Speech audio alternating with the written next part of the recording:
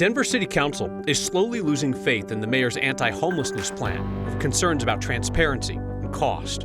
An in-depth look tonight at the Denver District Attorney race. You'll hear from the candidates together, talking violent crime, mental health issues, and how much Denver should change its approach to crime. We have got to do things differently, even if it might hurt someone's feelings. I think the idea of changing everything or doing everything differently is a political slogan, not a reality. And patients who leave intense rehab for brain or spinal cord injuries are sometimes left struggling by insurance that won't pay for basic equipment and modifications at home. We can help, and we will, tonight on Next. It seems support for Denver's massive homelessness initiative is slowly peeling away on City Council. 2 council members voted against additional funding, right, as we told you that the program's costing about $60 million more than was budgeted. Our Mark Salinger looks at what taxpayers are getting for that investment.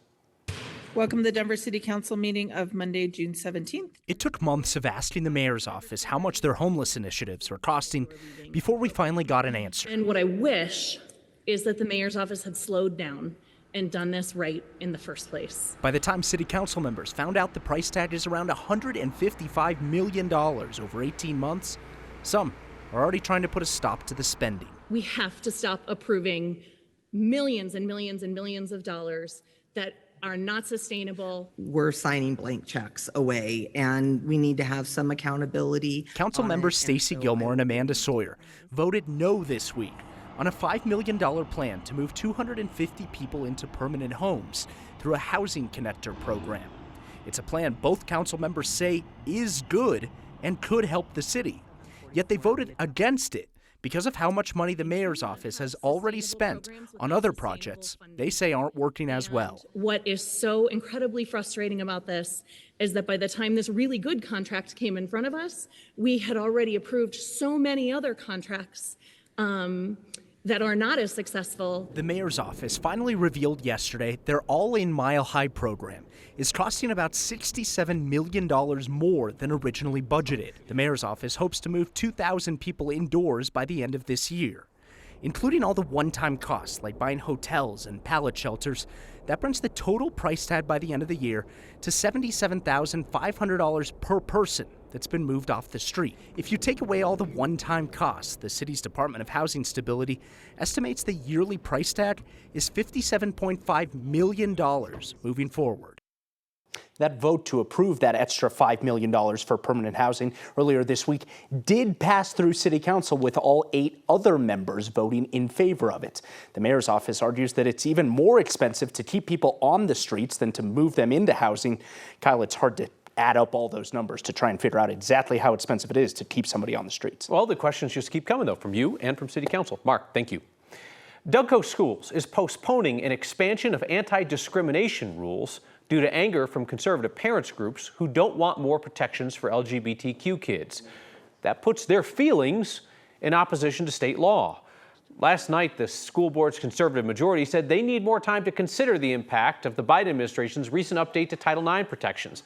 They expand federal anti-discrimination policies to explicitly include LGBTQ students. Similar protections, though, already exist in Colorado state law. They've been there for years. The board planned to update their district policies last night, but they backed down after a pressure campaign from conservative groups who claimed that the policies will allow trans students to play on girls' sports teams and use girls' locker rooms. The district is supposed to be in compliance with the new Title IX rules by next school year.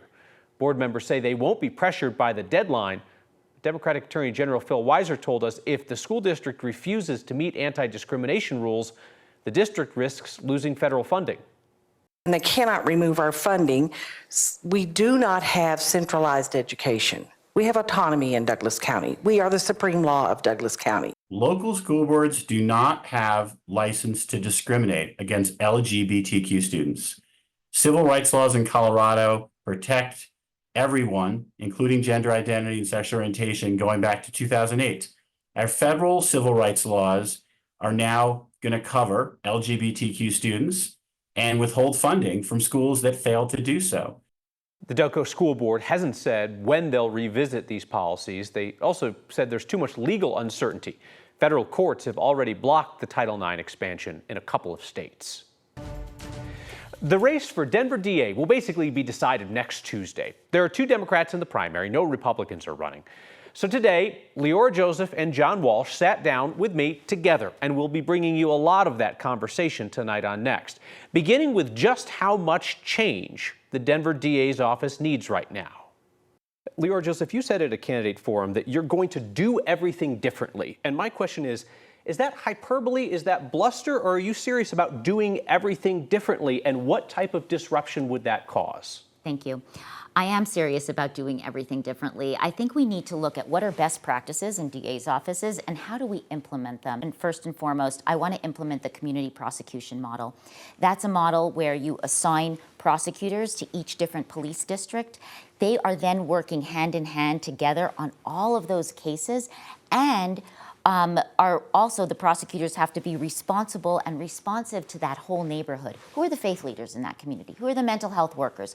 Who are the principals of the school? Making sure we're all talking constantly. So that's a massive, massive change. I don't see how you can change everything until you actually understand what's going on in the office. And that's the experience I had as U.S. Attorney. You have to fix the things that need to be fixed and not mess with the things that are not broken. So that's a key point. I think the idea of changing everything or doing everything differently is a political slogan, not a reality in terms of managing an office effectively. You're not calling for the sweeping change in the office that your opponent is. And I know you bristle at the idea that you only want to do incremental change or that you're essentially a status quo candidate from the current DA. Mm-hmm. But what is the significant change that you want to make? I think the significant change that I would bring is the style of leadership that I've got and a focus on the specific issues that we're facing today. So that means a stubbornly high violent crime rate and youth violence. It means the ongoing fentanyl crisis that we're looking at and our car theft and catalytic converter theft issues. Those things are things where I believe we need to redirect the office to use the best tools available to make sure we're addressing each of those, and that in a matter of a couple of years, we're going to look back and say, you know what, we actually got a handle on that. We're in a much better place than we were. That emphasis is exactly the approach I took as U.S. Attorney with great success, and I'll do the same in the DA's office. More to come. The Denver DA candidates on tackling violent crime, youth violence, and mental health issues. Some questionable claims being made about each other, and whether supervised drug use sites are a good idea. But first, let's bring in Lauren Robinson as we prepare for heat. That's right. We're going to see those temperatures back in the middle to upper 90s by early next week. Today and yesterday, though, we saw a couple of cooler days. A live look over downtown Denver, some cloud cover there, then some showers off further behind that up in the high country. But DIA right now at 69 degrees. We saw low 70s for our highs. We're dry but a little cloudy. Gusty out there. Winds coming in from the south-southeast at 21 miles per hour. Now we're going to continue to monitor our HD Doppler radar all across the state, where we do have scattered rain showers in the high country, turning into isolated storms as we push our way into the Front Range and Eastern Plains. But we're going to continue to watch for those storm chances tonight. We have more in store for our Thursday and then again into Friday. But as we move into the weekend, sunny, dry weather pushes in. We're back in the middle to upper 90s by next Sunday, Monday, and Tuesday. If you want to see courage and toughness, look at what happens inside the rehab clinics at Craig Hospital. If you want to see hope, watch those spinal cord and brain injury patients walk or roll out of Craig to get back to their lives. If you want to see pure frustration, look at how little insurance companies often do to help them get set back up at home. That's why this week's Word of Thanks microgiving campaign supports the Craig Hospital Foundation's Patient Assistance Fund. The Patient Assistance Fund helps Craig patients buy specialized wheelchairs and lifts, helps them make modifications to their homes, covers the cost of transportation to and from appointments. It even can chip in for scholarships so that patients can go back to school and get a new degree to find a career that is compatible with their challenges. This isn't about dignity, because you cannot take the dignity of somebody who's had the courage and stamina to battle back from a brain or spinal cord injury. This is just about doing right by our neighbors to help them get back to life. With modifications and assistance, makes life doable again. Scan the QR code on your screen or text the word THANKS to 303-871-1491 to get the link to donate. Even $5 helps, so as always, I'll match the first 50 donations of $5 to get us started. More than 2,700 of you have signed up so far to simplify your giving with a monthly donation to the Word of Thanks Fund. And that's meant that we've started our recent microgiving campaigns with almost $20,000 in donations each week.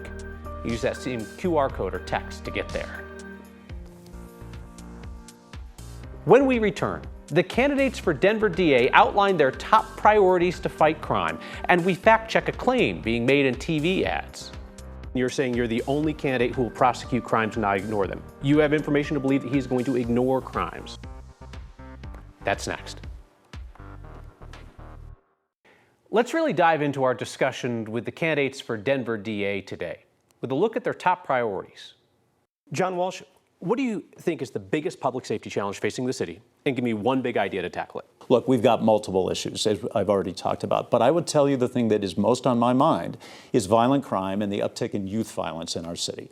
The way I would approach that is to make sure that the DA's office is working incredibly closely with the federal side, the U.S. Attorney's Office, to identify that small group of people who are actually pulling triggers and make sure that they get taken off the street for community safety. And this is so important, and couple that with an aggressive, community-oriented approach to give alternatives to young people so that they don't get pulled into gang violence. So reading between the lines, I hear tougher sentences for youth offenders, including getting the feds involved on what are essentially kids committing crimes. Well, no, I wouldn't put it quite that way. What I would tell you is identifying those people who are actual dangers to the community and getting them off the street. Sometimes those are adults, right, who are getting kids involved in violence. That's where we have to be tougher. We also need to look at kids and look at how they're involved in violence and approach each of those cases very carefully. Leora Joseph, biggest public safety challenge facing the city, one big idea to tackle it.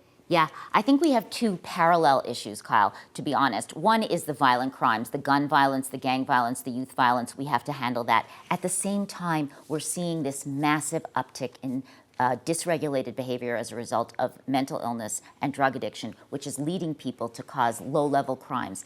On the violent crimes, I think we need to have a dedicated gun unit. I think we need to move those cases through the system, hold people accountable. At the same time, we need to be working with disruptors, people who can come into the office, and that's part of my community engagement plan, who are not prosecutors and not police, who understand gang violence, who understand gun violence, and can help advise me and the office how we can look and understand things differently to find real solutions.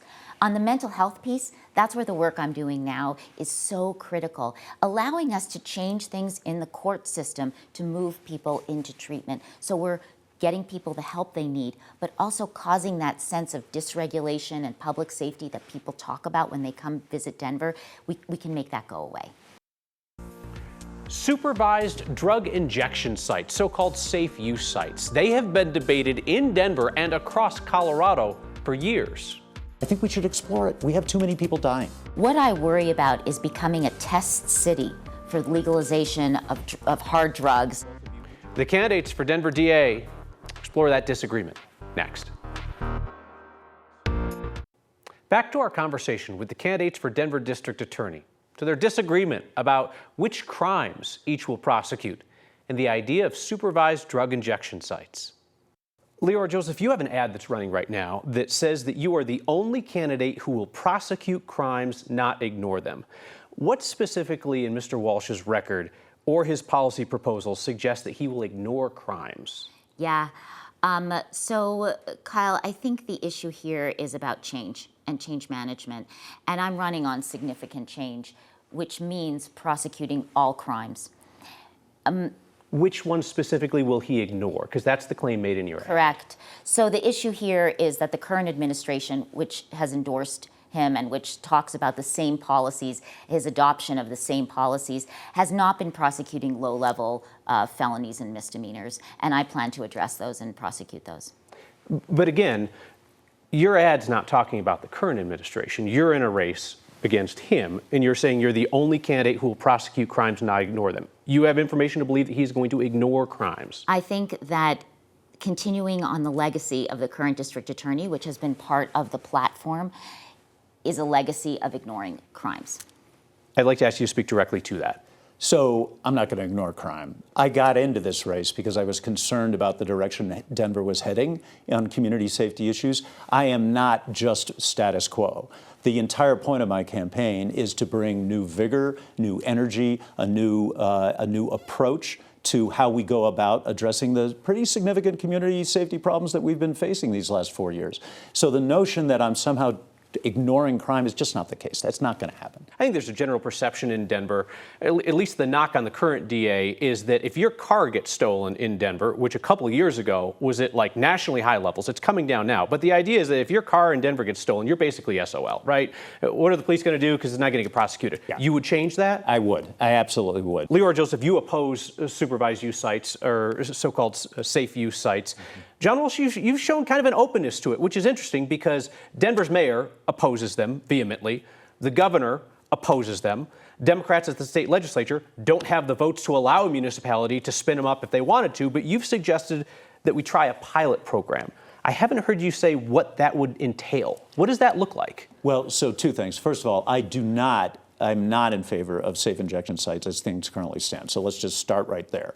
What I am in favor of is that we do further research. When you say research, people think about, academics sitting around a table. You've talked about a pilot program. You're talking about a pilot program in Denver, and if you think that if it could be started here, you would be open to it. It would, if it could be done safely, and that's the threshold that we have to do, that it's not going to harm the surrounding community and that we are careful about the way it's done. That's threshold for me. What would be the harm in a pilot program? What I worry about is becoming a test city for legalization of hard drugs and having state supervised use of hard drugs and administering those. I don't think that that's safe. And I have not seen evidence that cities internationally in particular who've adopted that method have saved people and moved them into treatment. You want a last word on this before we move on to some other things? I just want to say something. I am not in favor of decriminalization of hard drugs. Let's just be very clear about that. That's part of the reason that I count me a skeptic on safe injection sites. But what we're doing now is not working. My full 45-minute conversation with Denver DA candidates Leora Joseph and John Walsh is available now on 9news.com and on the Next YouTube channel. And please join me next Tuesday night for live primary election results and analysis of what could be a defining night for the direction of Democrats and Republicans in our state. It's next Tuesday, June 25th. I'll join you live on air at 7 p.m. and 9 News Plus streaming as the polls close at 7 and be with you through 10:30 that night. Back with another word about how you're helping Craig Hospital rehab patients get back to life, plus your feedback, next. Brain and spinal cord injury patients head home from Craig Hospital with some incredible achievements behind them in the rehab process and incredible challenges ahead. The Craig Hospital Foundation's Patient Assistance Fund then steps in to help with home modifications and equipment that insurance will not cover. Often it's really basic stuff that you'd think would be covered, but isn't. To join me in this week's Word of Thanks campaign supporting those patients, scan the QR code on your screen. Text the word thanks to 303-871-1491. You'll see two options, one to give just this week and another to chip in a little something for each week's microgiving campaign through a monthly donation to the Word of Thanks Fund. Brian writes, thank you for asking Leora Joseph the obvious question that I ask every time I see her campaign ad. Who is ignoring crimes? As I think we learned today, she means the current DA couldn't point to anything her opponent would do to ignore crimes. Nick says, Kyle, remind everyone about the fire danger and how deceptively dry it is. I just set my fence on fire. It's out now. Well, I'm glad it's out, Nick. Sounds like you had an exciting day. It's hot and dry out there, everybody. Don't set your fence on fire like Nick.